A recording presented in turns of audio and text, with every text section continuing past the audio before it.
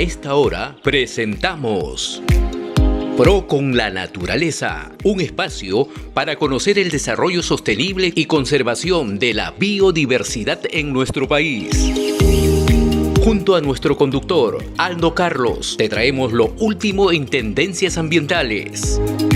Entonces, ¿listo para ser un pro de la naturaleza? ¡Empezamos! Como invitado a Francisco Jesús Miranda Ábalos, presidente de la Junta Directiva de la ONG Oanes. Francisco, muy buenas tardes. Muy buenas tardes, Aldo. ¿Qué tal? ¿Cómo estás? Un saludo para todos sus oyentes. Gracias. Para nosotros es un gusto que nos acompañes la tarde de hoy. Te presento un poco con nuestro público. Francisco Miranda Ábalos es doctor honoris causa y magíster en gestión educativa por el Consejo Iberoamericano en honor a la calidad educativa desde el año 2004. Es también miembro del comité directivo de los CITES pesqueros de Hilo, Callao y Piura, del Instituto Tecnológico de la Producción, más conocido como ITP. También es director del Instituto Humboldt de la Producción, Investigación Marina y Acuícola. Además es gerente general de Consulting Trade and Agency SAC y broker de comercio internacional con más de 30 años de experiencia y consultor en el sector privado. Como le comentaba hace un momento, Francisco principalmente es presidente de la Junta Directiva de la ONG Oanes, organización sin fines de lucro dedicada a la educación sobre temas marinos. Francisco, vamos a hablar de biodiversidad costera. ¿Es lo mismo hablar de borde costero y de litoral o es distinto?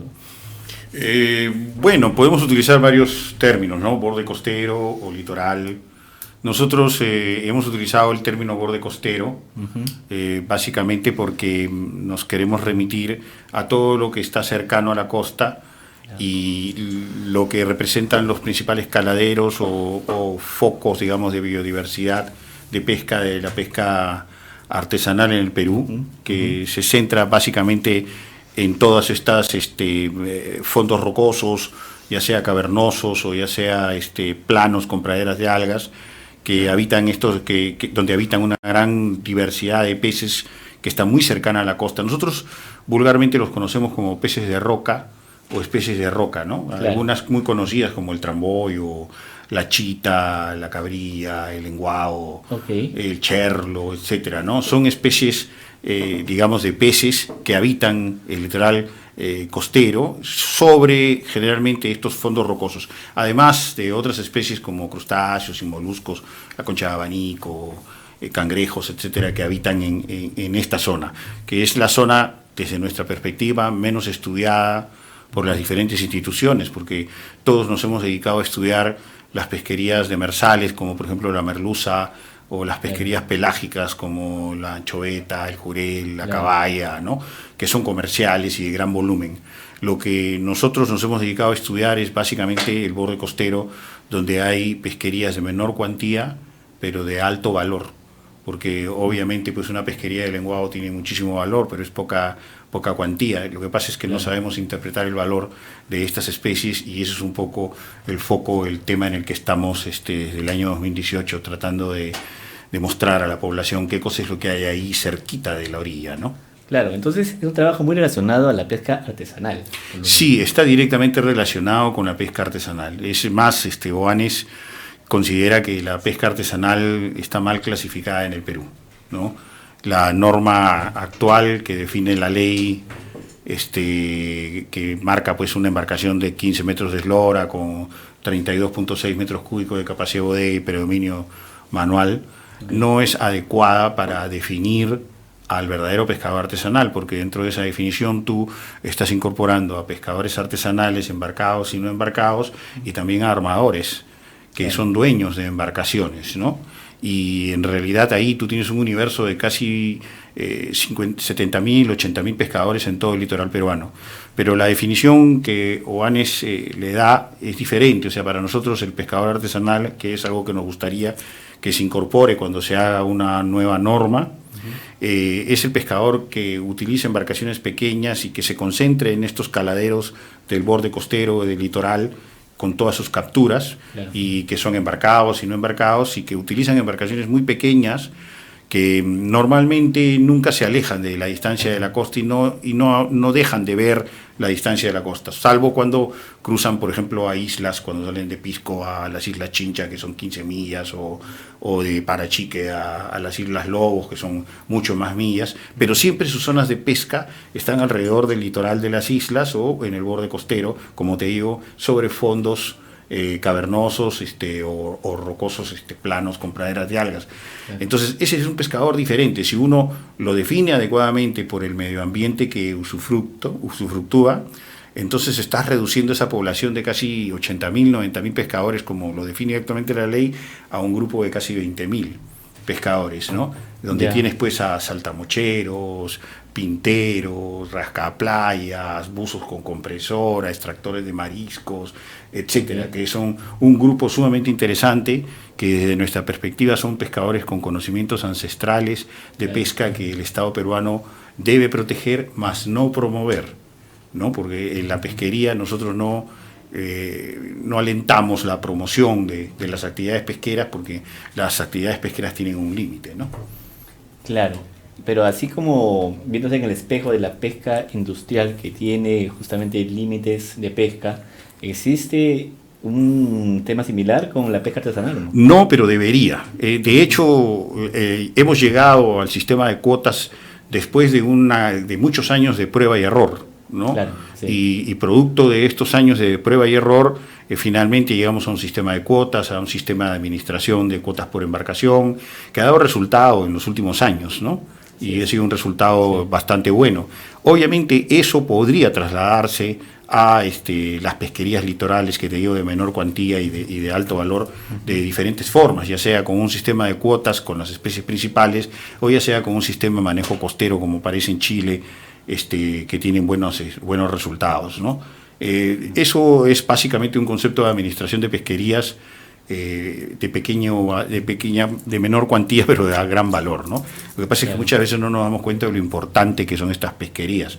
Creemos que son pesquerías pequeñas, que son peces muy bonitos, pero sin embargo en el Perú la historia de los peces de roca está directamente ligada a la gastronomía local, ligada directamente al turismo y ligada directamente a proyectos que el Estado ha desarrollado con ellos sobre la base del desarrollo de acuicultura. Durante muchísimos años el Estado peruano traía paquetes de tecnología extranjera, y durante los últimos 15, 20 años el Estado peruano se ha concentrado en la reproducción de especies nativas del mar peruano y de la Amazonía, y ha tenido éxito en Fondepes, en lugares como Morro Sama, con la reproducción del lenguao, con la reproducción de la chita, con la reproducción de la corvina, ¿no?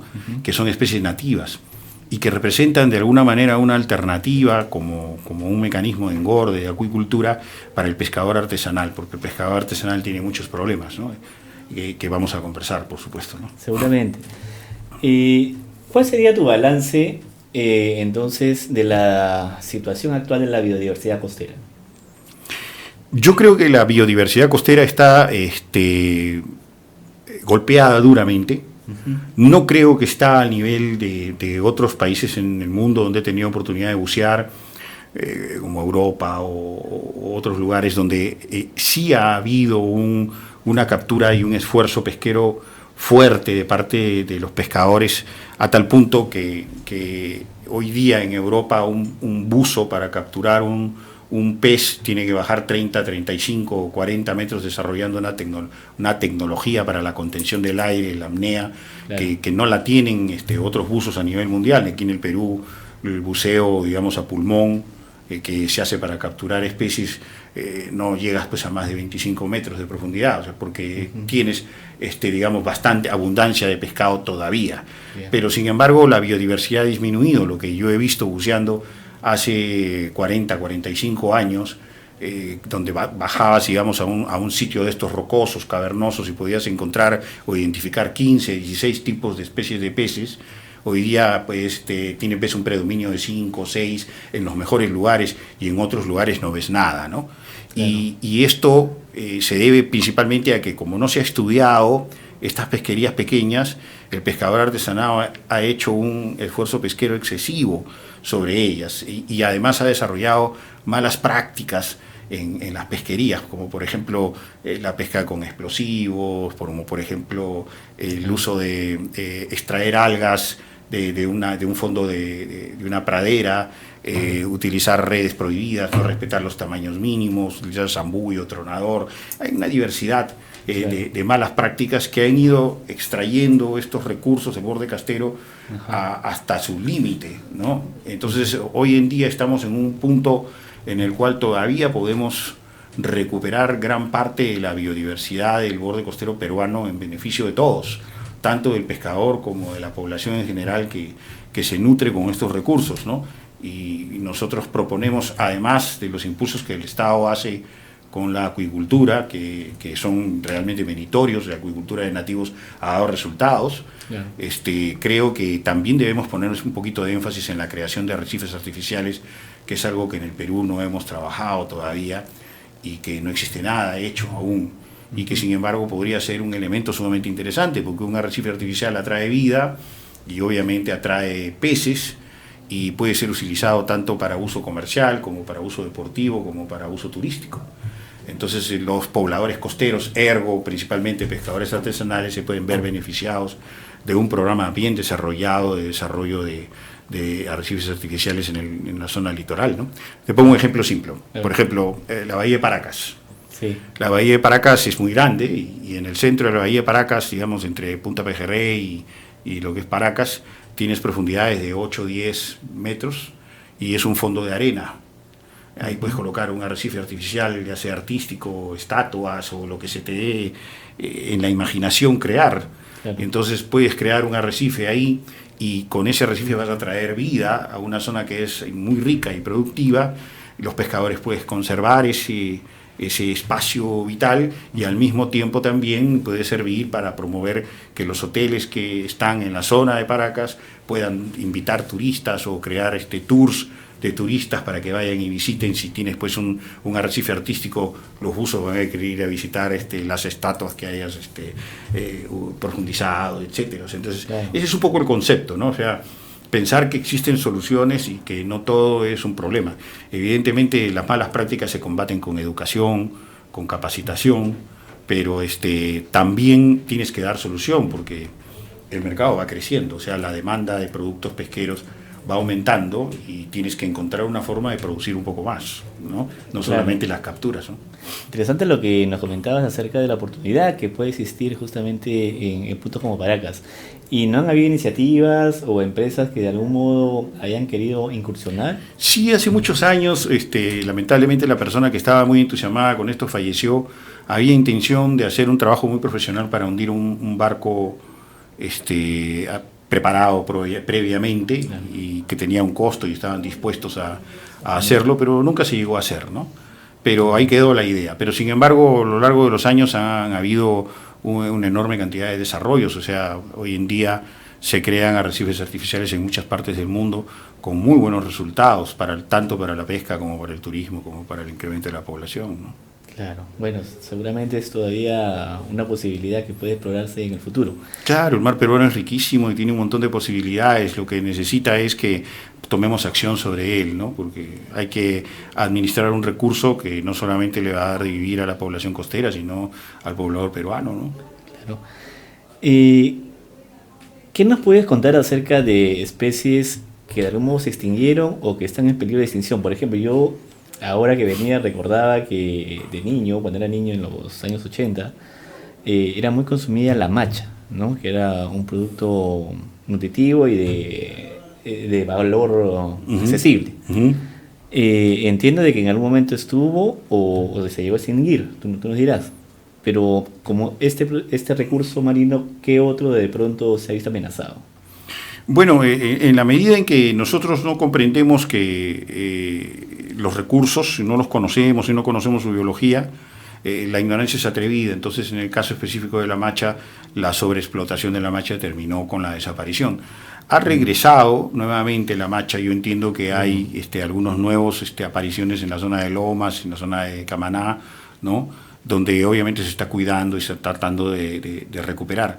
Pero uno aprende precisamente de estos golpes que tienes. Cuando desapareces una especie y, oh Dios, gracias, reaparece, pues precisamente lo que hay que hacer es tomar las medidas adecuadas para que no vuelva a desaparecer, ¿no? Esto ya no sucedió con la anchoveta, como tú lo has mencionado, y hoy día tenemos anchoveta que se ha pescado durante los últimos 10, 15 años con éxito, ¿no? Entonces, igual de la misma manera puede suceder con la mayoría de las especies. El mar peruano es un mar que se recupera muy pronto, muy rápido, con cierta velocidad, porque es muy rico y tiene mucho movimiento de corrientes y tiene mucho movimiento de vientos, y tú lo estás viendo ahora con todos estos fenómenos, ¿no? De todas maneras. Y con respecto a la acuicultura en Perú, ¿ya se practica o todavía hay espacio para explorarla? Sí, hay espacio para explorar. El principal desarrollo acuícola en Perú se está dando graciosamente en la selva y en la sierra, ¿no? Y es bueno, con la trucha, el paiche, gamitana, el camarón de Malasia, etcétera, tilapia, que se está criando, está dando muy buenos resultados, ¿no? Pero en la costa no. En la costa estamos todavía incipientes, como te digo, y gracias a los esfuerzos que ha hecho Fondepes en Morro Sama, hoy tenemos la posibilidad de hacer cultivo de engorde de lenguado, de corvina y de chita, ¿no? Que son especies nativas donde toda la tecnología la ha desarrollado el Estado peruano con mucho esfuerzo, pero esa tecnología hay que difundirla y hay que masificarla y al mismo tiempo volverla popular, ¿no? Y hay que crear diversos hatcheries o centros de cultivo, porque el Centro Morro Sama es un centro de investigación que ha servido, sí, para generar algunos proyectos interesantes, como un proyecto de engorde de corvina que hay en Morro Sama con una asociación de pescadores artesanales de hilo, pero no se da abasto para mucho más. Entonces hay que generar hatcheries o criaderos de estas especies para poder producir los juveniles y hacer cultivo de engorde en toda la costa peruana. En lo que respecta a Chile, evidentemente, que es un líder en temas de acuícolas, nosotros estamos muy atrasados todavía, ¿no? Pero tenemos la potencialidad de dar un salto importante si es que hay una decisión política también importante, ¿no? Claro, entonces tendría que venir del Estado, básicamente. Sí, tiene que venir del Estado, porque de hecho, pues las inversiones que ha realizado Fondepes en Morro Sama son inversiones fuertes, de largo aliento, casi 10 años trabajando lenguado, corvina, chita, que son especies nativas desde cero.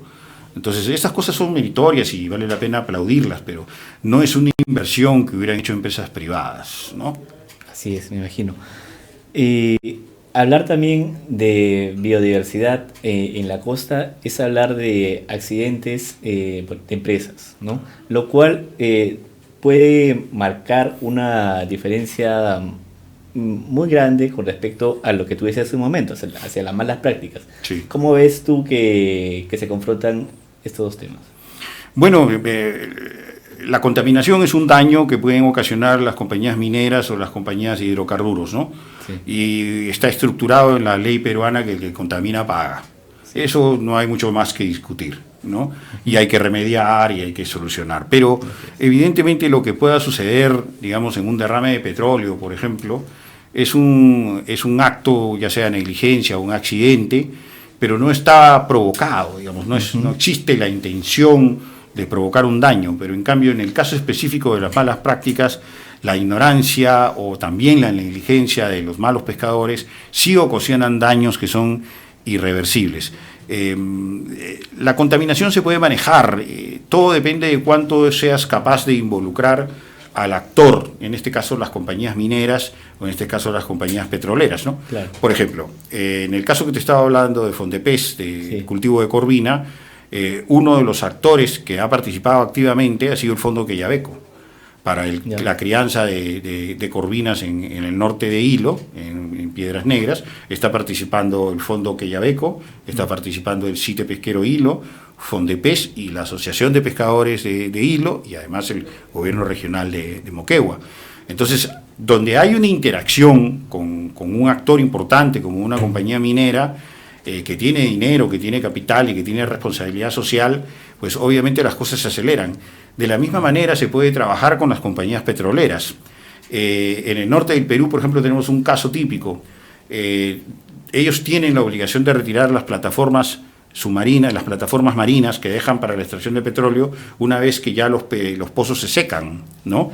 Entonces, claro. Pero en el norte ha sucedido que algunas de estas plataformas se han convertido en una suerte de arrecife artificial.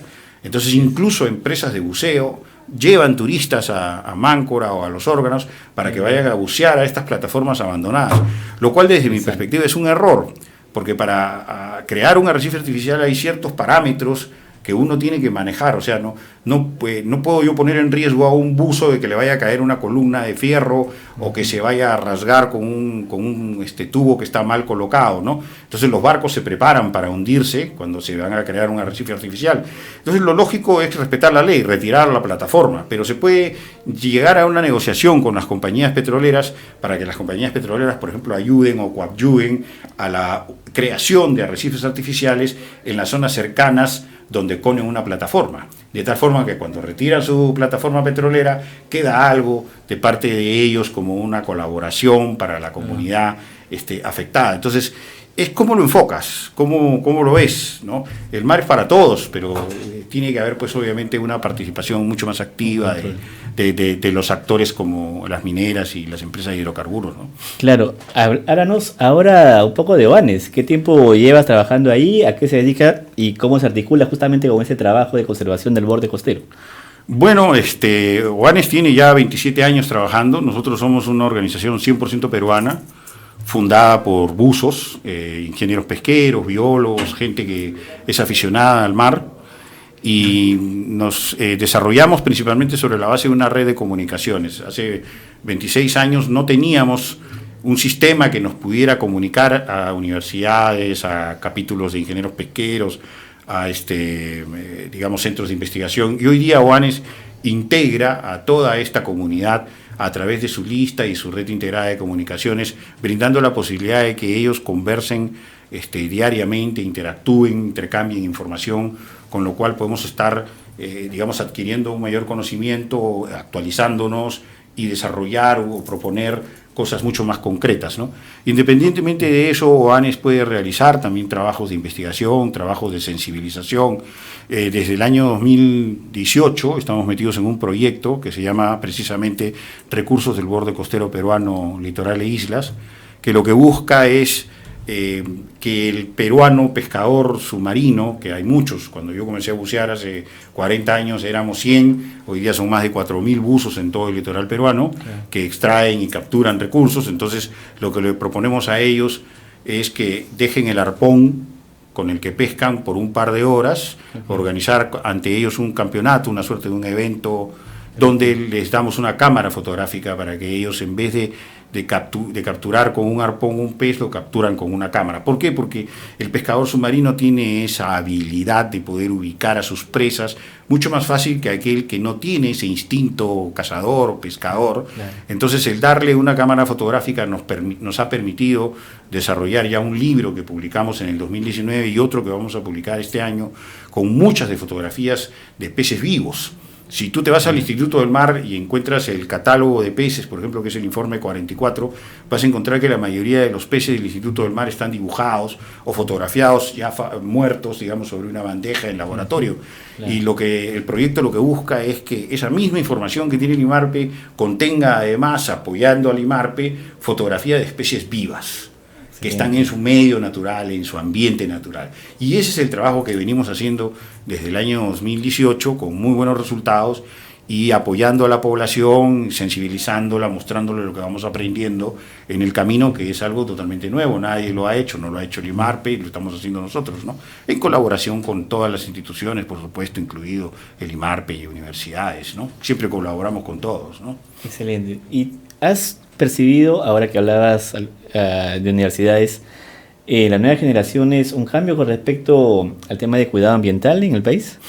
Sí, ha habido un cambio. Yo creo que desde el año 2013 que cambió digamos, el esquema universitario, donde algunas profesiones ahora tienen que tener tesis, de alguna manera te obligan al desarrollo de la investigación, ¿no? Y es algo que todavía no ha capitalizado del todo las universidades, pero que lo pueden capitalizar. La Ley General de Pesca dice muy claro, la actual, que para la investigación solamente existen dos entidades, el Instituto del Mar del Perú y las universidades. El Instituto del Mar del Perú ha hecho su chamba en lo que respecta a investigación durante más de 60 años, pero las universidades no. O sea, las universidades tienen esa tarea pendiente del desarrollo de investigación, ¿no? Y este cambio en la ley universitaria sin duda favorece el espíritu investigador de los muchachos, ¿no? La tesis de investigación es algo muy importante porque es el único momento en que un profesional, suponiendo que no se convierta en un científico o en un investigador, pero es el único momento donde va a hacer investigación. Entonces, si esa investigación puede ser aplicada para la ciencia, para el conocimiento del mar, el conocimiento del borde costero, con mayor razón, ¿no? Entonces hay que utilizarla y capitalizarla, y en ese sentido es donde las universidades tienen todavía una tarea pendiente, ¿no? Claro. No quería dejar de preguntarte acerca de que siempre se ha hablado de que el Perú es un país pesquero, ¿no? Yo que he tenido experiencia en el sector pesquero industrial, esa etiqueta que hemos ganado como país se ha basado principalmente por el recurso anchoveta, ¿no? Que principalmente es para la industria y se exporta para consumo humano indirecto. Pero ¿tú estarías de acuerdo con llamar al país un país pesquero, o de pronto somos un país que tiene muchas posibilidades todavía de crecer en el sector pesquero y que todavía no lo logra? Yo pienso que el Perú es un país pesquero y su futuro es acuícola. De hecho, el futuro del país depende fundamentalmente de la habilidad que los peruanos tengamos para lograr la sostenibilidad de un recurso tan importante como la anchoveta, que no es el eje del ecosistema, porque hay otras especies también, como la múnida, etcétera, que manejan. Ya hay diferentes ejes o diferentes ecosistemas en el mar peruano, es un mar muy rico. Hay un ecosistema pelágico que lo domina singularmente la anchoveta, ¿no? Pero si tú tienes la capacidad de manejar la anchoveta y hacerla sostenible, eres uno de los primeros productores de harina y aceite de pescado. Al ser uno de los primeros productores de harina y aceite de pescado, eres uno de los más grandes productores de uno de los alimentos, uno de los elementos más importantes para el alimento de crianza, ya sea de peces, de chanchos, de conejos, pollos o lo que tú quieras, principalmente en los últimos años en acuicultura. Cuando tú le preguntas a las compañías extranjeras que compran harina y aceite de pescado del Perú en más de $2.000 millones al año, ¿y qué haces con esta harina de pescado? Ellos te responden casi uniformemente. Producimos más de $30.000 millones en productos de acuicultura, de alimentación para la acuicultura. Entonces tú tienes que darte cuenta de que está interrelacionada la pesquería con la acuicultura en el Perú, ¿no? Y que una depende de la otra. Si tú tienes el éxito en la sostenibilidad de la anchoveta, tu futuro está asegurado. Lo otro es que hay que desarrollar tecnología, y la tienes, porque de hecho en el Perú, en los años 70, se decidió que cerca de 16 universidades nacionales formen a ingenieros pesqueros, biólogos pesqueros, biólogos acuícolas, etcétera, ¿no? Entonces tienes un know-how que no lo tiene nadie en el mundo, muy pocos países lo tienen. En el Perú lo tienes un mar fantástico y tienes un recurso fantástico. O sea, ¿por qué no decir que el Perú es un país pesquero? Es un país pesquero y puede convertirse en una potencia mundial de la pesca y de la acuicultura con lo que tiene. Excelente, Francisco. Francisco, si alguien quisiera conocer un poco más de Oanes, ¿cómo podrían ubicarlos? Bueno, www.oanes.org.pe, que es la página, el portal web de Oanes. A través de él puede entrarse a toda nuestra red de comunicaciones, a la lista, a LinkedIn, al Facebook, donde tenemos mucha actividad, más de 26.000 seguidores, un grupo pequeño pero importante.